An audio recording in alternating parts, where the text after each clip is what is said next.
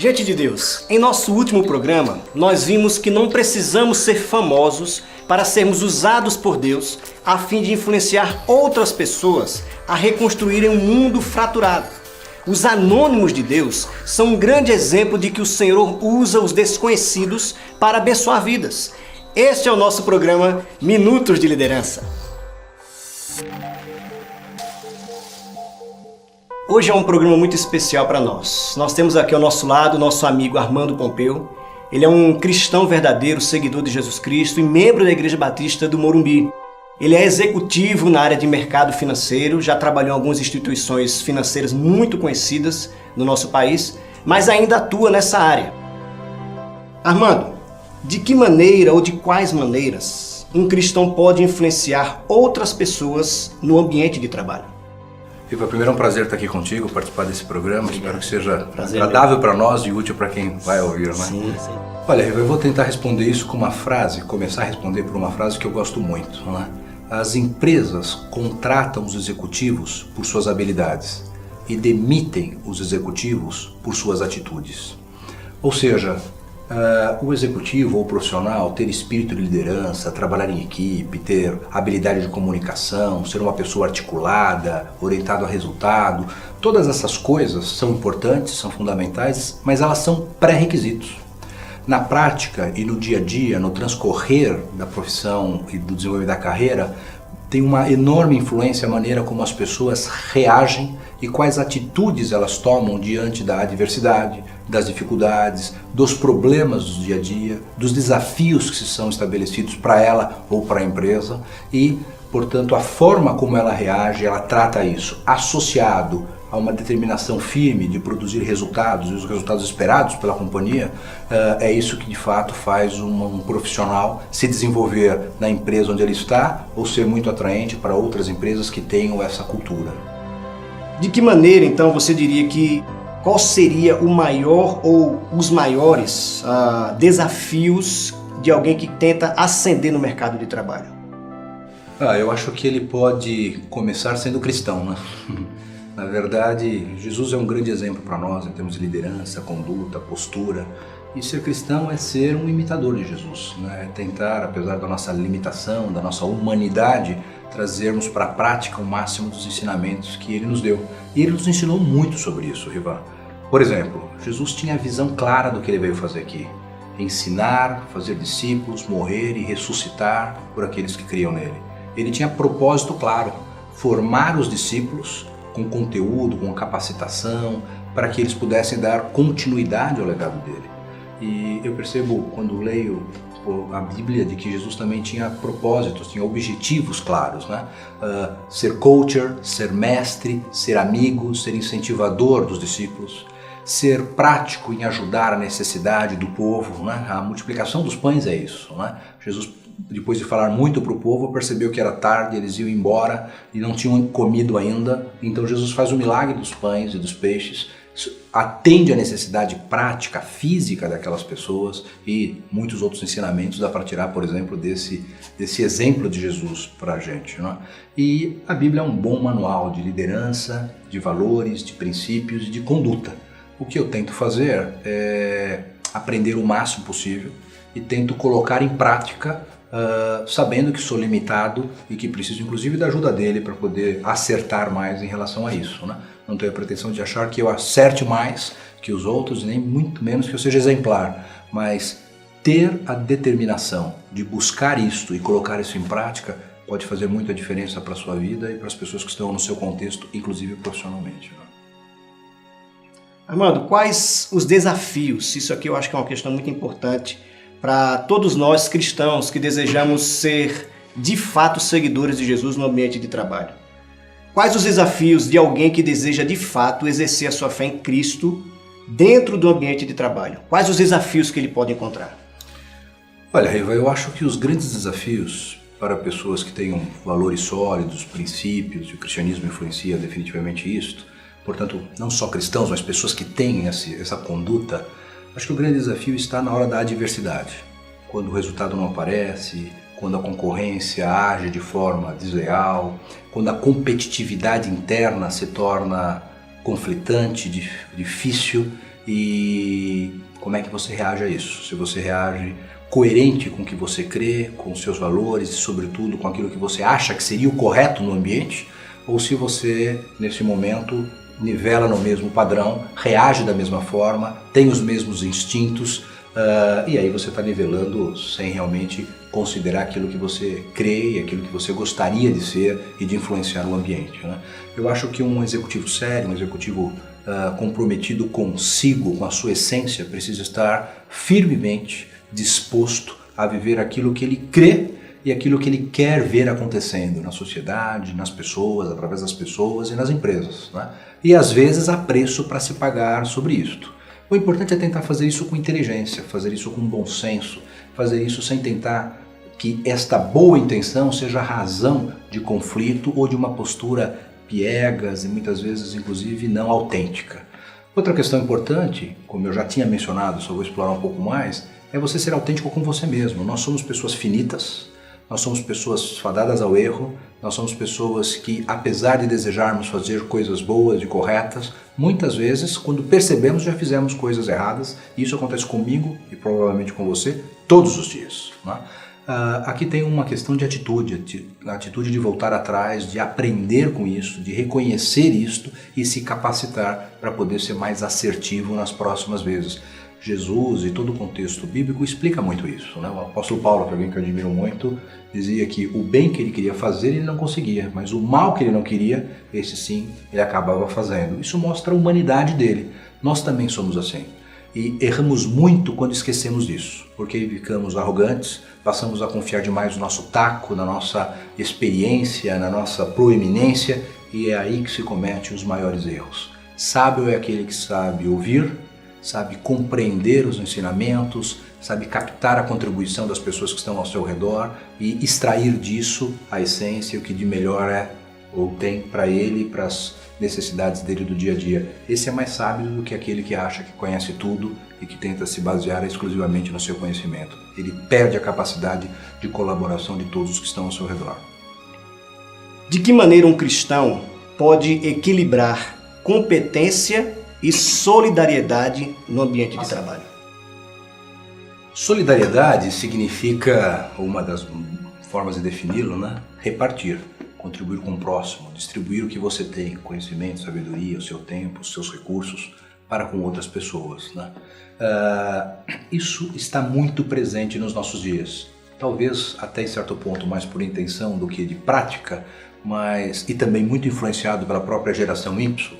Esses jovens que chegam ao mercado de trabalho não apenas dispostos a trabalharem pelo salário, pelo bônus ou pelo dinheiro que eles vão receber, mas eles também querem saber qual é o objetivo da companhia, o propósito, o compromisso dela com seus clientes, consumidores, a qualidade do produto, porque eles querem fazer parte de algo que faça sentido para eles, né? O que eu quero contribuir? O que eu quero trazer com essa ideia? A ideia de que a solidariedade está no ambiente de trabalho e você colaborar com as pessoas para que juntos vocês possam chegar ao melhor desempenho com o menor esforço possível e gerando bons resultados, né?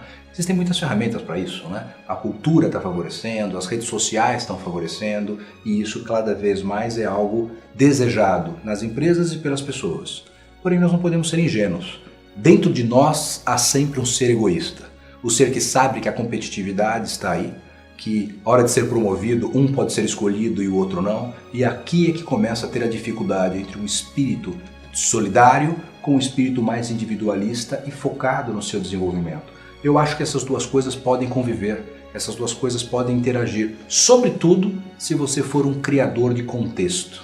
Criador de contexto significa alguém que consegue perceber e interagir no meio onde ele está para criar uma demanda para a sua ideia, para o seu projeto ou para o sonho que ele quer ver implementado na empresa ou na sociedade, né? Muitas vezes a gente se depara com situações onde tivemos uma boa ideia, apresentamos a boa ideia às pessoas e a ideia não vai para frente. Outras pessoas, num outro momento, pegam a mesma ideia, apresentam para as mesmas pessoas e a ideia é aprovada com louvor. O que significa isso? Significa que aquela ideia aconteceu num momento aonde o contexto estava favorável. As pessoas conheciam a necessidade para aquilo e estavam dispostas a priorizar aquela ideia em detrimento de outros. Portanto, um líder não pode ser passivo em relação a isso. Se ele tem uma visão inovadora, se ele tem algo diferente a fazer, ele não pode ingenuamente, simplesmente sair falando disso sem avaliar se o contexto existe e como ele demonstra a necessidade para a qual essa ideia inovadora pode ser transformadora e gerando bem-estar para todas as pessoas envolvidas. Um exemplo que eu posso citar sobre isso, a invenção do celular. Quem pensou na telefonia móvel não fez isso baseado em pesquisas e ouvindo de pessoas: eu quero ter um aparelho que sem fio me ajude a fazer comunicação por voz, dados, imagem com qualquer pessoa ao redor do mundo. Essa necessidade não estava materializada. Alguém teve a visão, desenvolveu, mas soube comunicar isso com muita propriedade ao mercado e, antes disso, aqueles que fariam os investimentos necessários para aquela inovação, a ponto deles perceberem: opa, isso vai ser prático, vai ser bom, vai ser diferenciado e pode ser muito bom negócio para todos. Portanto, uma das coisas que acho que os líderes precisam se dedicar é em desenvolver a prática da criação de contexto. Isso ajuda a fazer a convergência de interesses, inclusive, como por exemplo nesse caso, de solidariedade, por exemplo, com competência. Mas não só para isso, para todo e qualquer outro requisito do dia a dia da vida de alguém, né, na profissão ou na vida pessoal. Eu vou fazer a última pergunta, não está na nossa pauta aqui, a gente vai improvisar um pouco, mas eu conheço você pessoalmente, nós somos da mesma igreja, da mesma fé, professamos a mesma fé em Cristo Jesus, sei que você busca ser um cristão verdadeiro, um seguidor de Cristo, um bom pai, um bom marido, um bom amigo. Como esse perfil de cristão verdadeiro, querer realmente exercer a fé em Cristo, influencia na vida de trabalho, ou sendo mais prático. 3 dicas práticas que você daria para alguém que está nos assistindo agora, 3 dicas práticas como ascender no mercado de trabalho, como ser um bom profissional e ao mesmo tempo ser um cristão verdadeiro no ambiente de trabalho. 3 dicas práticas você daria. Talvez até um pouquinho antes das práticas, mas pegando o teu primeiro pedaço da pergunta, a questão é, se você teve uma experiência verdadeira com Deus, e a sua experiência não é apenas religiosa, baseada em dogmas, é natural você ter motivação para conhecer mais dele e também pedir para que ele te ajude a desempenhar esse papel, né? Sozinhos nós não temos essa capacidade, né? Eu sou um cara que erra, sou um cara finito, sou um cara com muitas limitações e certamente, como o próprio apóstolo Paulo escreveu, sou alguém que cometo mais erros do que eu mesmo gostaria, né? Sim. Ele disse que o bem que ele queria fazer ele não conseguia, mas o mal ele acabava fazendo. Isso significa que a gente tem que ter um pouco de dependência de Deus e pedir a ajuda de Deus, inclusive para sermos cristãos. Essa é a primeira verdade. Agora, respondendo pragmaticamente, eu acho que nós temos que ser coerentes com a nossa própria essência, inclusive com as nossas limitações. Ter a consciência de que somos falíveis, de que vamos errar, que precisamos o tempo inteiro da ajuda dele, inclusive do perdão dele, para os erros. Quando a gente começa a achar que a gente já não erra, quando a gente começa a achar, seja porque a gente acredita muito no taco da gente, ou muito no papel profissional, ou mesmo no papel religioso, aí não importa qual a religião, você se enche disso, é mais fácil você cair, é mais fácil você tropeçar, porque você vai estar menos atento a pedir ajuda, a ouvir genuinamente as pessoas e aquelas que podem trazer colaborações, né? Eu acho que um grande erro dos executivos, e mesmo os de muito boa formação, é porque eles passam anos nas escolas, nas melhores escolas do mundo, ouvindo: você é o cara, com essa formação você vai fazer a diferença, e de fato isso vai ajudar muito, vai fazer a diferença, mas ele precisa ter uma boa humildade. Deixa eu dar um exemplo. Eu li um livro já há bons anos atrás de um cara de Harvard chamado Joseph Badaracco, um livro que ele foi fruto de uma pesquisa. Ele foi pesquisar as maiores empresas de mais sucesso ao longo do tempo, da longevidade. E ele percebeu que os líderes dessas empresas não eram conhecidos. Não eram as pessoas que frequentavam as páginas das revistas e dos jornais de negócios. Isso já traz um alerta aqui. Sim. Muitas vezes nós estereotipamos demais os líderes. E boa parte dos líderes que estão fazendo a diferença nesse mundo, muitas vezes são discretos. São discretos. Até porque eles estão priorizando o tempo deles nisso e não sobra tanto tempo para fazer, talvez, mais comunicação de si. O que talvez seja até um erro. Deviam comunicar mais porque nos ajudariam mais. Não é?